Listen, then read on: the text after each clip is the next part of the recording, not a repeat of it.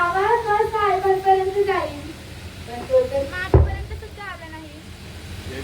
बरं ठीक आहे, मी पुन्हा एकदा म्हणते, जय भीम. जय भीम. आता कसं नुकतंच चालू असलेल्या साहेबांच्या जयंतीत तुम्ही समजी काही गोड शकता. जयंतीत तुम्ही समजी काय गोड होता, काय ती तुमच्या डोळ्यातील चमक, काय तर तुमचा रुबाब लय भारी वाटत होतं बघा. आणि या पोरी तर किती भरदारी साड्या, मोठमोठ्याने दागदागिने आणि शृंगार करून आल्या. मला लय छान वाटलं बघा. अगं तुमच्या चेहऱ्यावरचं हसू बघून माझं काही कधी सुप्पा एवढं झाले बघा. आणि या पोरांकडे बघून मला माझ्या कष्टाची चीज झाल्यासारखं वाटते. पण खरं सांगू बाळांनो, ही सर्व किमया मला माझ्या साहेबांची वाटते रे. आज प्रत्येक जण साहेबांची जयंती वेगवेगळ्या पद्धतीने साजरी करतो. प्रत्येक जण आपले वेगळे विचार मांडतो. प्रत्येकाला स्वातंत्र्य आहे, पण त्यांच्या विचारात, त्यांच्या स्वातंत्र्यात, त्यांच्या डोळ्यात आणि त्यांच्या हृदयात ही सत्य फक्त माणूस आहे. ही पाहिलीच ना, आपली बुद्धविहार पाहिली, तुम्हा सर्वांची घरदारं पाहिली. भरपूर शिकलाय, असाच शिका. मी तर म्हणते असंच शिकून साहेबांनी एवढे मोठे व्हा. पण काय रे बाळांनो, मी तुमच्या सोबत एवढं बोलते, एवढं गप्पा मारते, तुम्ही मला ओळखलत का? कोण आहे मी? सांगा बघू मला. हो, मीच तुमची माता रमाई भीमराव आंबेडकर. साहेबांच्या जयंतीला सोहळा पाहून राहूनच नाही बघा. मग थोडंसं बोलायला चालेल बघा. तसं म्हणायला गेलं तर माझ्यापेक्षा माझ्या साहेबांनाच तुम्ही जास्त ओळखता ना गं. माझा साहेब म्हणजे विद्वान, बुद्धाच्या विचाराचा अनुयायी, जागतिक विद्वानांचा शिरोमणी. ज्वालामुखीतून बाहेर पडण्यात तप्त लावा तर कधी सागरासारखे खोल खोल हृदयाचे माझे साहेब. तुम्हाला सांगते, त्या चंद्र सूर्यानी माझ्या साहेबांकडे पाहिलं आणि त्यांचे डोळे दिसले बघा. असं माझं साहेब स्वातंत्र्य विचारांचं प्रज्ञा सूर्य आणि मी त्यांची सावली. माझ्या आयुष्याला फार मोठी कहाणी आहे बघा. आणि माझ्या बालपणाविषयी तर काय सांगू.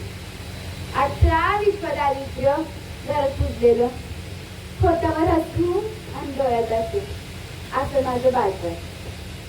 तशी मी भिकूतोत्र वाहनकरांची लेख होते. माझी आई म्हणजे रत्नाबाई. घरी 2 वेळचं पोटभर जेवायलाही भेटायची नाही. पण माझ्या आईने माझ्यावर खूप चांगले संस्कार केले होते बघा. माझी आई मला लहानपणी सांगायची, रामू, माणसानं कसं कष्टाने जीवन जगलं पाहिजे, आपली आबरू जपली पाहिजे, संसार मन लावून आणि प्रामाणिकपणे केलं पाहिजे. आई जे शिकवायची ते मला भितवय आवडायचे बघा. पण माझ्या आईनं सुद्धा माझ्यावर जास्त दिवस चित्र ठरलं नाही. लहान भावंडांची जबाबदारी माझ्यावर टाकून मला सोडून गेली. मी आपली खात्यात वर्षांची होती तेव्हा लहान भावंडांचा सांभाळ करत होते. आईच्या मागे हा पण मला सोडून गेला. लहानपणी आईवडील सोडून गेल्यामुळं कधी सारखं दार पाहिलं नाही. आई वडील सोडून गेल्यापासून सुख काय असतं, स्वप्ने काय असतात मला काळजी माहिती नव्हतं. फक्त आईला दुःख पडून पुन्हा ठामपणे उभं राहायचं एवढंच माहिती होतं. आणि माझ्या आईने सुद्धा मला असं शिकवलं होतं. पुढं काकाला आणि मामाला आमच्या हात दगावले नाही. त्यांनी माझा आणि माझ्या भावंडांचा सांभाळ केला. बघता बघता मी 9 वर्षाची झाली. माझ्या लग्नाची बोलणी सुरू झाली. त्यावेळेस सुभेदार रामजी सपकाळ यांचे 14वे अपत्य म्हणजे भीमराव रामजी आंबेडकर यांचे स्थळ मला आले होते. सोबत रामजी बाबा होतेच. रामजी बाबांना पाहता क्षणी आवडले. रामजी बाबा सगळ्यांना सांगू लागले, आई बाप्पा मामाच्या घरी हालतीतच वाढलेली.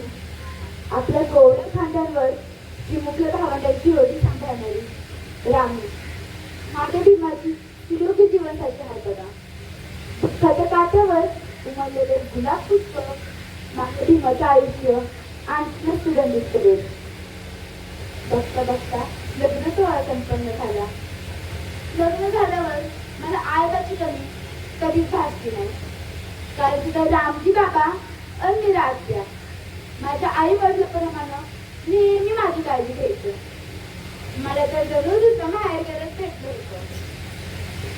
एक दिवशी रामजी बाबा माझ्या जवळ येऊन बसले आणि मला सांगू लागलं, माझा पिता मला सगळ्यात मोलाचा देवा आहे बघ.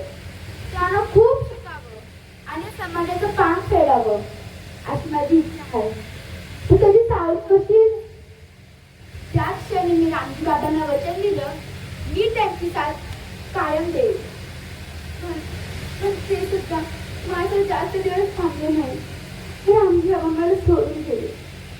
माझं साहेब मोठी पुस्तकं वाचण्यात मग्न असायचे आणि माझा फटका त्यांच्या सापडण्यात येतं.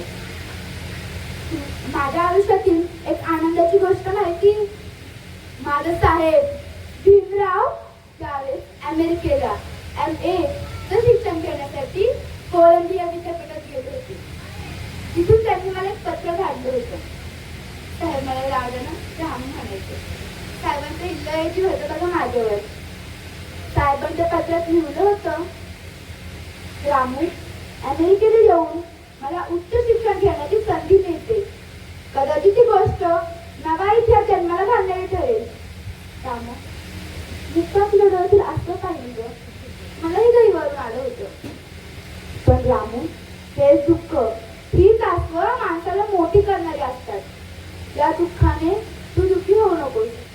रामू मी बंडातून धावण्याची प्रतिज्ञा केली आहे आणि यात जर मी जिंकलो तर मी या देशाला प्रकाशात आणेल.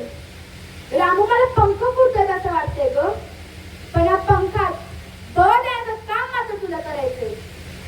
रामू तिथल्या देवस्थाच्या तुलनेत मी आपल्याकडे जीवन अनुभवते तर हैराण होते ग. कारण तिथं अस्पृश्यता नाही, जातीभेद नाही, प्रत्येक माणूस मोठा श्वास घेतोय.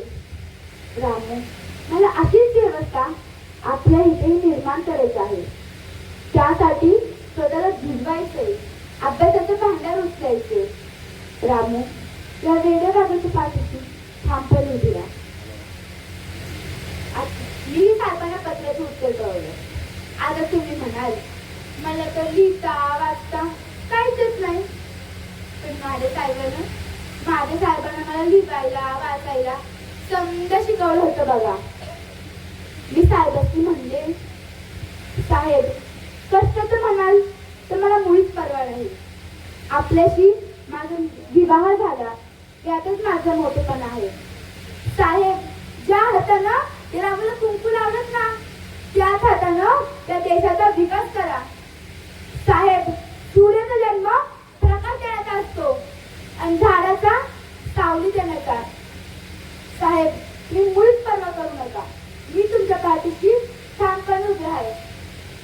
मी साहेबांना पत्र घालते. पुढे मी आपला संसार रेटतच होते. त्यावेळेस मला रमेश नावाचा मुलगा झाला. माझा रमेश अगदी लय देत होता बघा. रमेशला पाहिलं की मला माझ्या कष्टाचं देखील विसर पडायचा. रमेशने सुद्धा माझा आनंद जास्त कष्ट चुकला नाही. मी पुढे सोडून गेला. घाबरून गेले होते की आपला संसार पुढे रेटता मला इंदू झाली. अतिशय देखणी होती माझी इंदू. इंदूने सुद्धा आईचा आनंद जास्त काही चुकू दिला नाही. इंदू सुद्धा रमेशच्या मागं मला सोडून गेली. असं दुःखात मी रडत बसले होते. आपला संसार पुढे रेटता माझ्या पोटी गंगाधरने जन्म घेतला. माझा गंगाधर लहानपणापासूनच आजार पाठीशी घेऊन आला होता. सतत त्याची पाठ आणि पोट चिटकलेलं. तरी सुद्धा रमेशला पाहिल्यावर मला जरा बरं वाटत. गंगाधरला पाहिल्यावर मला जरा बरं वाटत. होतं. पण एक दिवशी गंगाधर आले. माझ्या गंगाधरला ताप आला. काय करू काही कळना. दवाखान्यात नेण्यासाठी सुद्धा पैसे नव्हतं.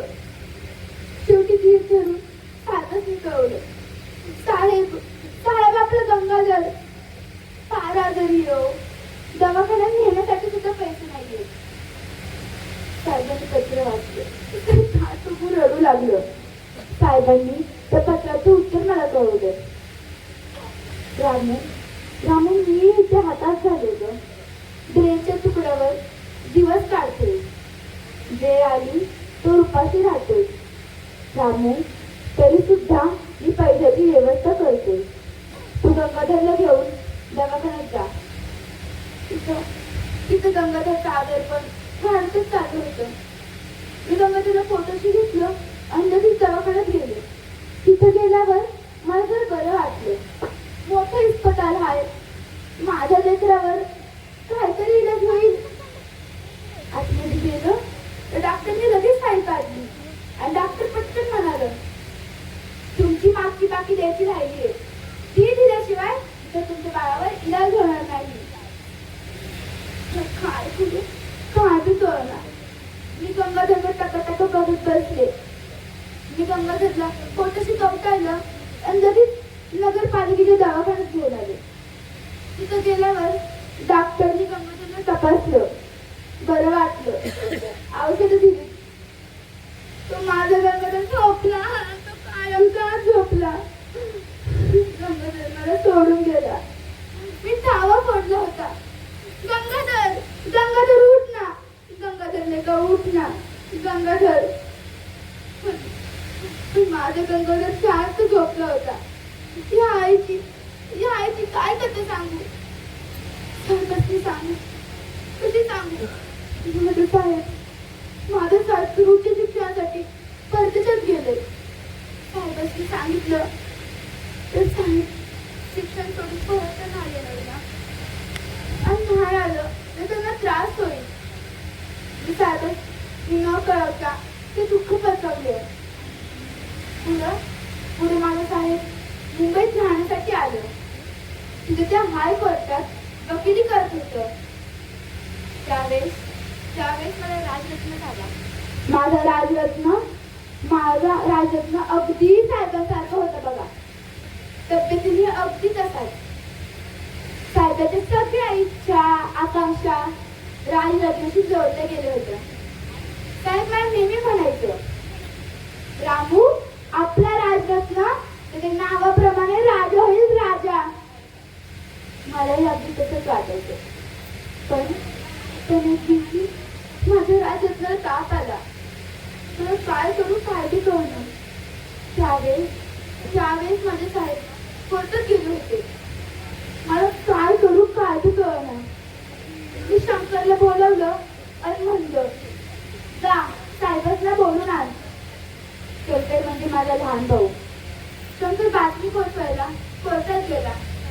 साहेब आम्ही तातडीने घरी परतले. पण माझा राजरत्नाचा ताप कळकळ होईल. डॉक्टर आलं तर तपासलं, औषध दिली, पण काही फरक पडेना. माझ्या राजरत्नाने त्याची मान साहेबांच्या मांडीवर ठेवली आणि माझा राजरत्न तिथेच मरून पडला. हो तिथेच मरून पडला.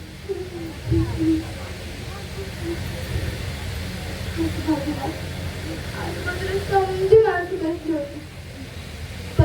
पण माझ्या डोळ्यातील अश्रू काही थांबेना. साहेबही खूप रडू लागले. मला काय करू काय बी कळना. माझ्या पोटचा गोळा गेला म्हणून दुःख मानावं तर साहेबांच्या डोळ्यातील अश्रू पुसावे. मला काय बी कळना. आजूबाजूला समधी माणसं बसली होती.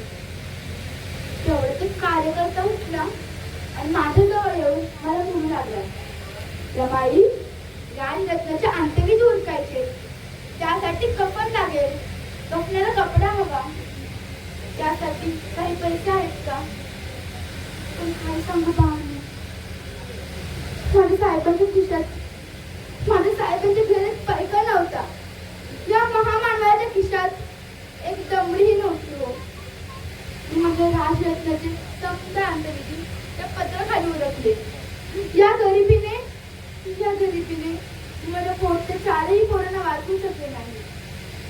तरी सुद्धा या गरिबीवर मात करून माझ्या यशवंताला सुदृढ केलं. आमच्या वाटेची गरिबी आली ती तुमच्या वाटेला येऊ नये म्हणून माझा साहेब निकराने लढत असतो. आणि अशा परिस्थितीत मी त्यांची साथ का नाही देणार बरं? आम्ही आमच्या संसारात मुलाबाद गुरफटून राहिला असतो तर आला समाज हा समाज उघड्यावर नसता का पडला? तर आला समाज उघड्यावर नसता का पडला? 1930चा साल असेल. माझा साहेब पहिल्या गव्हर्नमेंट परीक्षेसाठी लंडनला गेले होते. तेव्हा माझी प्रकृती जशी ढासळली म्हणून साहेबांनी धारवाडच्या वसतिगृहाचे प्रमुख करायला सांगितलं की तुम्ही रमाला धारवाडला घेऊन जा. मी त्यांच्यासोबत धारवाडला गेले. तिथल्या मोक्या हवेत मला जरा बरं वाटू लागले. मी तिथल्या वसतिगृहाच्या मुलांवर लक्षही ठेवू लागले. पण एक दिवशी माझ्या अचानक लक्षात आलं की वसतिगृहाच्या स्वयंपाकघरातून चूल पेटली नाही. मी स्वयंपाकघरात जाऊन बघितलं तर स्वयंपाकघरात कोणीच नव्हतं. स्वयंपाकघरात काहीच नव्हतं. स्वयंपाकघरात धान्य, पालेभाज्या, मीठही नव्हतं. मी वराईंना बोलावलं आणि विचारलं, आज चूल का नाही पेटली? तर वराई मला सांगू लागले, मागची बाकी थकल्यामुळे गाणी उद्या द्यायला नाही म्हणतो. हे ऐकून मला फार वाईट वाटतं. मी म्हणलं, म्हणून त्या पोरांना उपाशी ठेवणार आहात? अहो भुकेच्या काय असते ते माझ्याहून जास्त कुणालाच कळणार नाही. कचकट भाकरी वाटून खाणारी मी भुकेच्या काय असते ते माझ्याहून जास्त कुणालाच कळणार नाही. मी माझ्या हातातील सोन्याच्या बांगड्या काढल्या आणि वराईंना घाण ठेवायला दिल्या.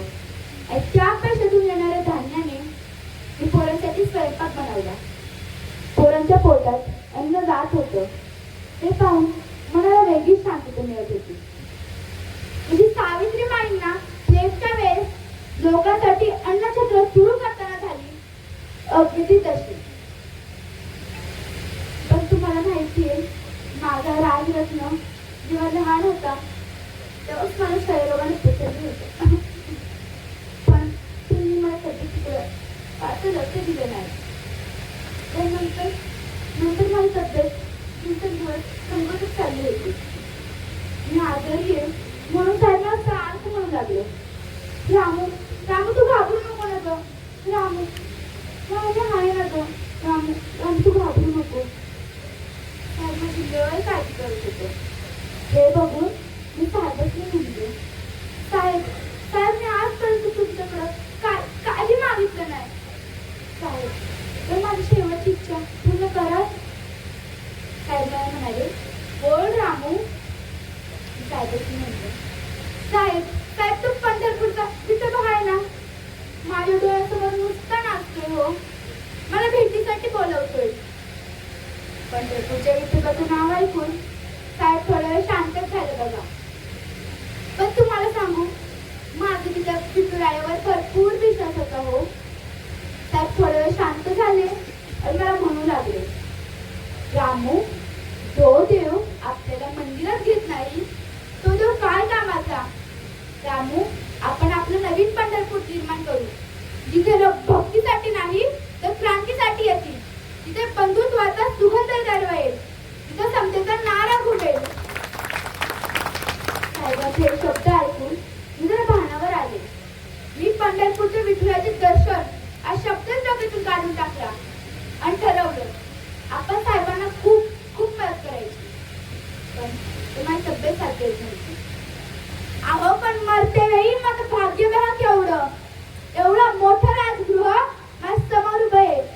माझं डोकं म्हणजे हिमालयाची उंची गाठणाऱ्या त्या प्रज्ञा सूर्याच्या मांडीवर आहे. केवढं मोठं आहे माझं भाग्य. माझा यशवंत माझ्या बाजूला बसलाय. ते साहेबांच्या डोळ्यातील अश्रू काही सांगेना. साहेब मला सारखं म्हणू लागले, रामू उठ ना, रामू उठ